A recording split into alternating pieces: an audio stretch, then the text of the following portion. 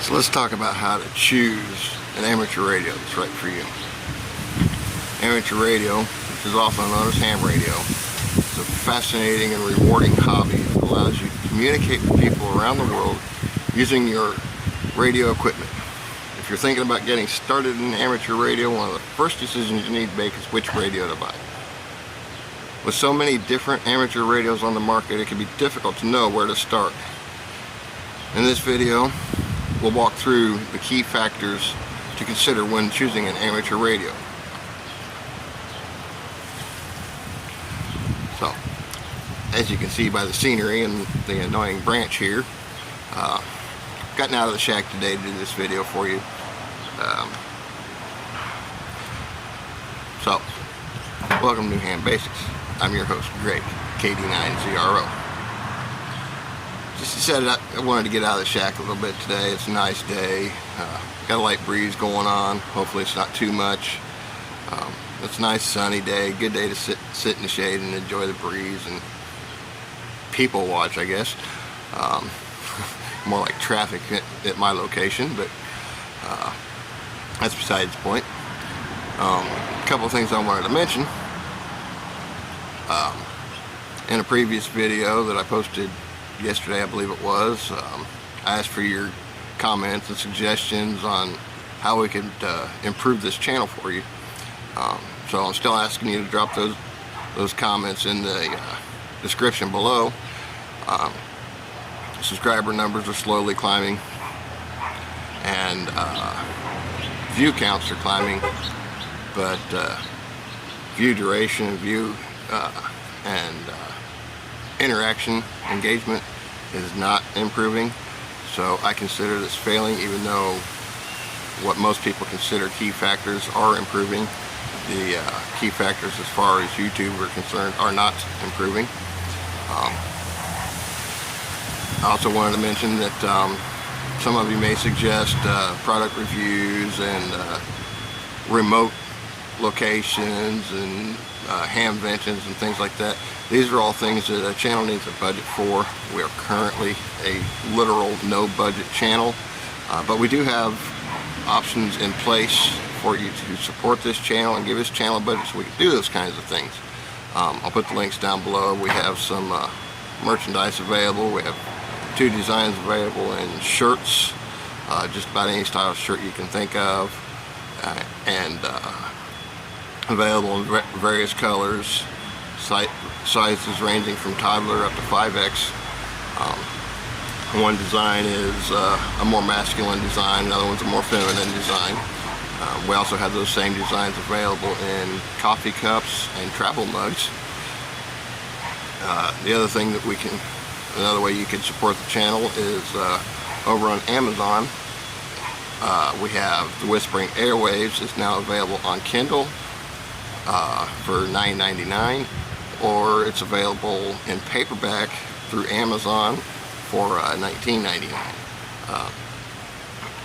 I am adding to that project. The Whispering Airwaves project is turning into a series. I've got the next couple of plot lines figured out, but I'm not going to post those to the channel unless you guys just really want me to post the stories to the channel. But and even at that, it may be teasers, because I do want to separate the writing from the radio. Whispering Airwaves is a work of fiction, and although I brought closure to the initial story, there are aspects of that initial story that leave it open to continuing the story even though the initial story ended. So with that said, there's a couple of ways that this channel can be supported and given a budget.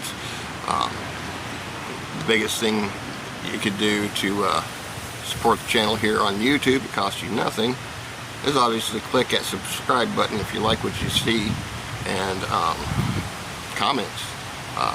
Likes are helpful as well, but comments speak more to YouTube than subscribers and likes. So let's continue on, and we're going to look at some of the key factors in choosing an amateur radio, and there are a few to consider. First one being the type of radio. There are 2 main types of amateur radios. There's handheld radios, base stations. Of course, there's also the mobile radios that you can put in your vehicle. But the two main types are handheld and base station. Handheld radios, as it implies, they are portable and can be used anywhere. They also carry their own power supply. Most cases, for a budget radio, you're looking at UHF, VHFs, basically 2 meter and 70 centimeter. Excuse me, for your budget HT. You can get HTs that are capable of more bands. You can get HTs that are capable of HF. But in general, the budget radio is going to be a 2 meter, 2 meter or 2 meter and or 70 centimeter radio. They do carry their own power supply. They are portable. Whereas your base station radio is typically in a fixed location and generally offers more features and power. HTs, mine says it's rated for 10 watts, it puts out about 8 watts. My base station, actually it's not even really a base station, it's a mobile Zygu G90, is rated for 25 watts. I have not put it on a tester yet, but it is rated for 25 watts. You can get all the way up to 100 watt radio and then add linear amplifiers and that kind of stuff. We'll get into that with power output, but those are options. And then of course your mobile radio, as I mentioned with my G90 just a moment ago, my G90 is a mobile radio. It's designed to be a base station or installed in a vehicle. Strictly mobile would be designed to be installed in a vehicle, which again you can still use as a base station. As a matter of fact, I'm using a mobile 2 meter 70 centimeter as a base station. That's the Anytone 778. So there are plenty of options there on the types of radios. Of course, and then there's your frequency range, which we touched on a little bit with the HTs. You've got your VHF, UHF, and HF ranges, and you generally are going to get those in your base station and mobile radios, unless you specifically target one that's specialized in UHF or VHF. As a matter of fact, I've got a UHF VHF radio and an HF radio. And VHF and UHF are typically used for local communication. So if you're not interested in, talking across the continent, talking across, overseas, around the world, if you're not interested in that, then a UHF VHF radio is a good choice for you. But if you're wanting to get the longer ranges and at least talk across the country, then you're going to want to go with an HF radio. Your power outputs, obviously, like we said, the transmit power of the HT is much lower. If you want higher power, you want to go to a base station or a mobile, where there's higher power output capabilities. To my knowledge, you can get up to 100 watts barefoot, as we would call it. In other words, 100 watts factory stock, and then you can get power adders such as linear power supplies and boost it up to, I believe the legal limit is 1500 watts. And there are power adders for HTs as well. Conversely though, those power adders for HT tend to convert your HT from portable to either mobile or base. Because even though the radio itself is portable, the power adder is not. At least the ones that I have found. With amateur radio, you've got a variety of features such as built-in antennas. Generally on your HTs, I haven't saw very many base station or mobile units that have built-in antennas. And then you can do noise reductions. Some of these radios, even your HTs, your mobiles, your base stations, some of these radios, actually I should say a lot of them nowadays, do have some form of noise reduction built in, but you can also with your mobiles and your base stations, you can add RF filters and chokes or blockers, or whatever word you decide to use, to help reduce the noise. Some even have GPS. I saw some demonstrations on handheld radios that have GPS capability. So you need to consider what features are important to you. I mean, if what's important to you is communication, GPS may not be a feature that you're really too worried about, but you may at least consider something that's got built-in noise reduction. Saves you from having to add noise reduction add-ons, and of course price. In most cases, and it seems to be across the board with any brand in the market, the HT is going to be cheaper than the base station or the mobile, but there again, HTs can range anywhere from $30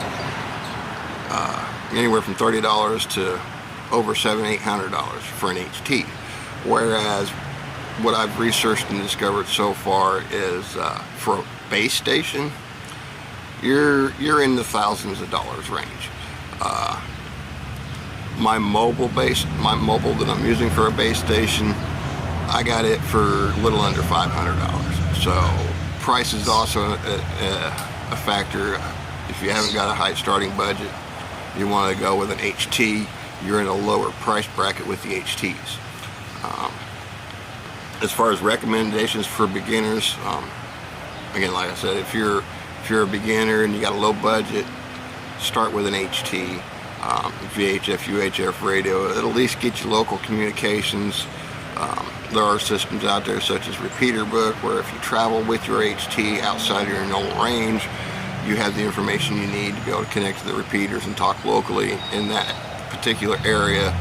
If the need for, say, an emergency or just the desire to speak with someone arises, you can use Repeater Book to access the information to connect to those repeaters. Don't really want to do recommendations, and the reason I don't want to do recommendations is quite simply the only radios that I personally have experience with are my TID Radio TD-H6 handheld, my Anytone 778, and my Xiegu G90. Those are literally the only amateur radio equipment that I have, as far as transceivers go, equipment that I have experience with. So I don't really want to do recommendations. I can say that Yaesu and Kenwood seem to be the benchmark for the amateur radio market. The Baofeng is kind of a crapshoot. It's like playing the lottery without buying a ticket. There have been a lot of issues related to the Baofeng that lead to it being illegal for you to use, at least in the United States. So I'm not saying don't buy a Baofeng. What I am saying is if you buy a Baofeng, go ahead and invest the extra. I think I paid $80 for my Nano VNA. Go ahead and invest the little bit extra to get an analyzer, because the issue is, and it's not every single radio, but the issue is Baofeng's been having an issue with spurious emissions on the harmonics. If you don't understand what that means, if you're on 2 meter, everything can be fine, but you go up to 6 meter, or I should say you're on 2 meter, everything's fine for you, and your buddy's somewhere else on the property listening to 6 meter, he may hear your transmissions from 2 meter, because even though it's not bleeding across the frequency, not bleeding across the band, it is bleeding across the harmonics. So you could be talking on 2 meter and interfering with somebody on 6 meter and not even know it.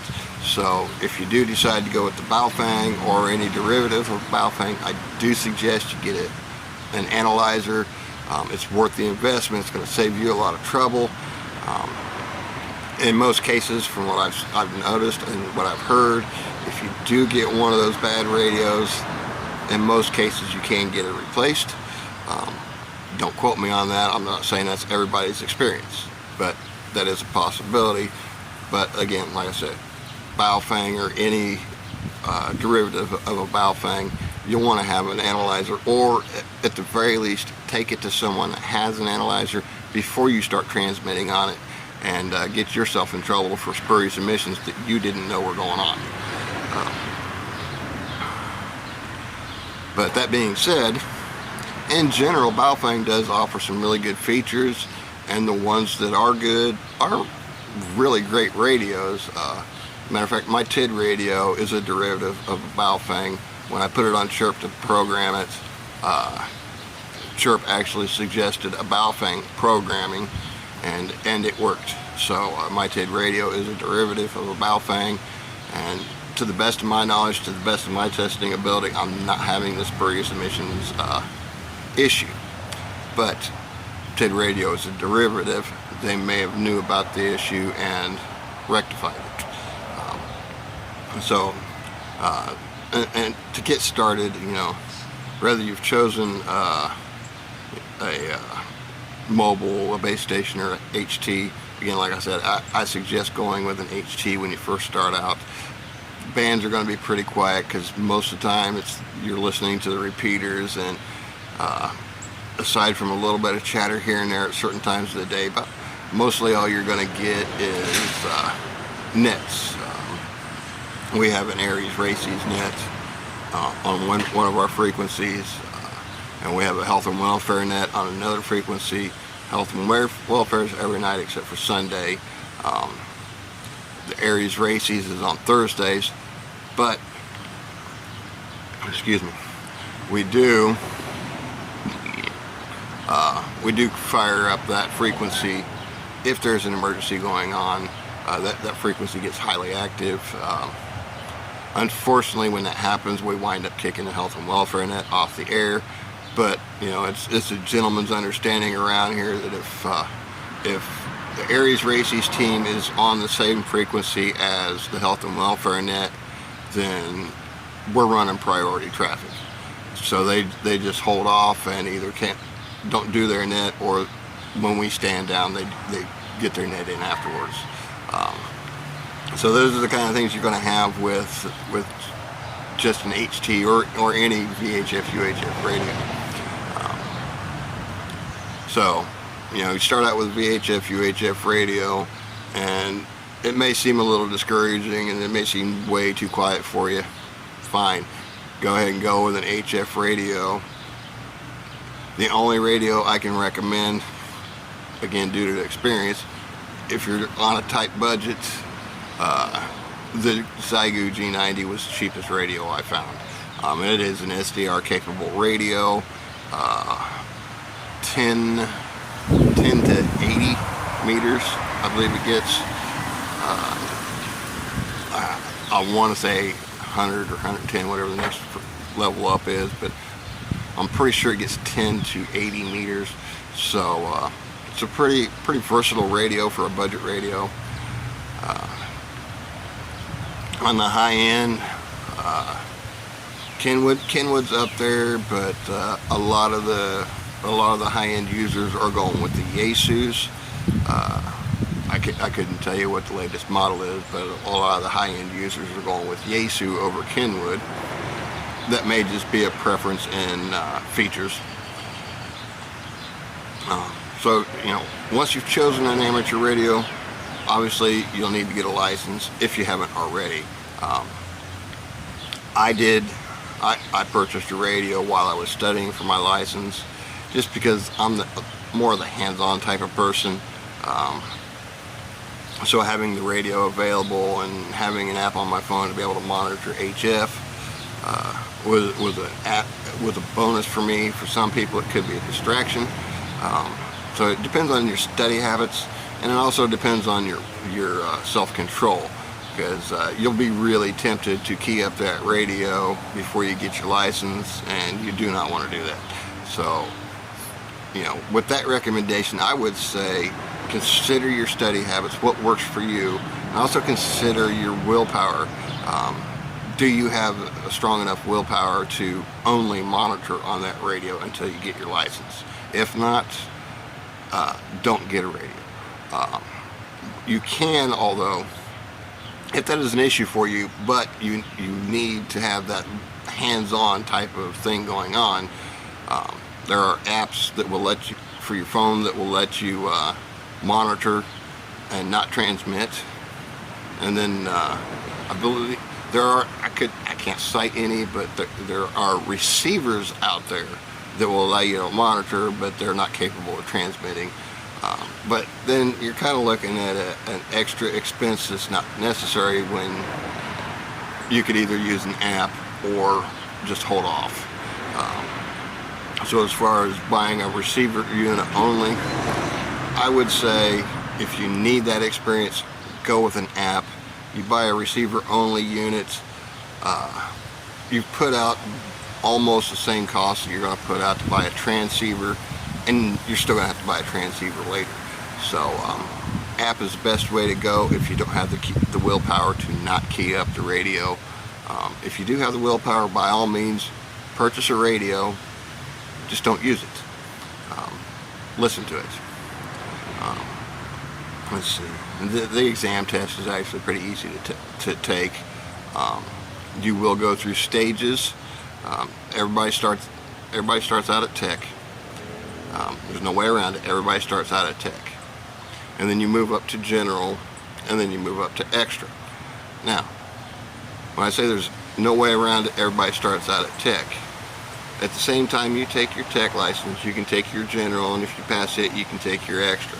So you can jump right from no license to extra, but you have to get that tech license. You have to get that general license to get that extra license. And no matter what, everybody starts out at technician level. You have to get that license to get any other license. But it is possible, like I said, to go into testing with no license at all, but have the knowledge to pass all those tests and tell the instructors and examiners that, hey, I feel like I can make it all the way to extra. I want to try for it. They'll let you take all 3 tests all in one shot. You pass the first 2, you get to take the extra. You pass the extra, you get licensed as an extra. What'll happen is that you'll get licensed initially as a technician. You still got to go through the same process and go through the payment process, but they submit your information to the FCC.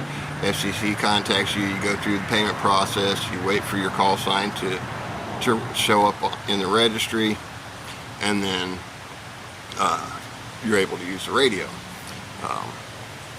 I'm not exactly sure how it works if you go from no license to either general or extra, but I do know when I went from tech to general, I just added stroke AG to my call sign until it showed up in the registry that I was a general. And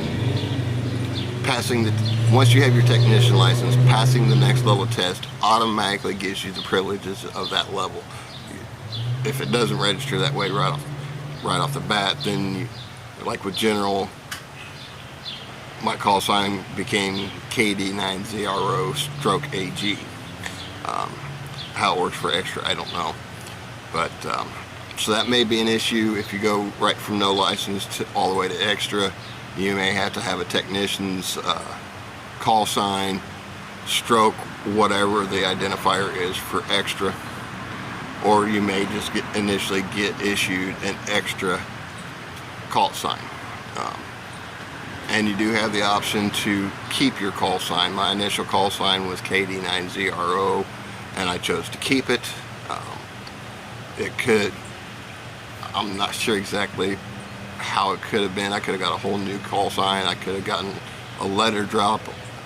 I believe it's on the prefix.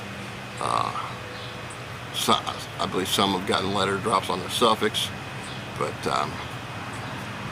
I knew my call sign, so I elected to keep it. And then once you have your license, you can start using your amateur radio with other hams around the world. Again, I need to stress that you must wait until your initial tech license appears in the FCC registry, and they will give you a link to keep an eye on that. I don't recall getting an email notifying me that my call sign was in the registry, but they, at the time that you make the payment and your payment is verified and all that, they will email you a link to keep an eye on whether or not your call sign is in the registry. One thing I forgot to mention is you do have to get an FRN, and that's free to get, and that just sets you up for communications with the FCC. So you need to do that before you take your test, so the examiners know what number to, how to register your test results, and when you communicate with the FCC from that point on, it'll be through that identifier as well. So you need to make sure you get that FRN before you choose a testing site and register for a test. And then there are all kinds of different ways to get involved, such as a local club, field days, emergency communications, things like that. And in general, amateur radio is a fascinating and rewarding hobby that can be enjoyed by people of all ages. So don't let age be a factor. If you're thinking about getting started in amateur radio, I encourage you to do some research and choose the radio that's right for you. And with so many different radios on the market, just be sure to choose a radio that fits both your needs and your budgets. And again, if you enjoyed this video, be sure to hit that subscribe button, give us a like, and give us a comment about how you felt about this radio or what we can do to improve the channel. This is KD9ZRO saying 7-3 and clear until next time.